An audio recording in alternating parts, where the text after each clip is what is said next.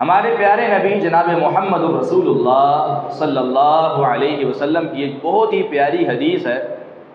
آپ نے فرمایا کہ جب انسان وضو کرتا ہے تو ابلیس جو بڑا شیطان ہے اس نے ہر انسان کا وضو خراب کرنے کے لیے ایک شیطان مقرر کیا ہوا ہے، اسپیشل صرف وضو خراب کرنے کے لیے۔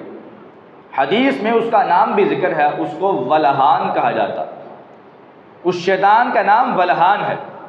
اور جو نماز خراب کرتا ہے اس کو خنزب کہا جاتا ہے۔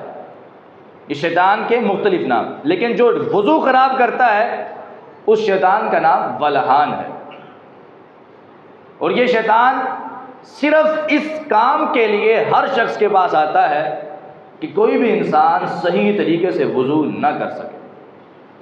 اس کو پتہ ہے کہ اگر سنت کے مطابق وضو نہیں ہوگا تو اس کی نماز بھی نہیں ہوگی اور میرا مقصد پورا ہو جائے گا۔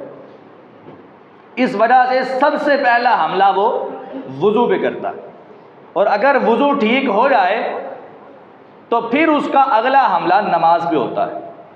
پھر وہ اگلے شیطان کو بھیجتا ہے جس کو خنزب کہا جاتا ہے، وہ آ کے نماز کے اندر خیالات ڈالتا ہے، وسوسے ڈالتا ہے، جس کی وجہ سے انسان کی نماز خراب ہو جاتی ہے اور شیطان خوش ہو جاتا ہے۔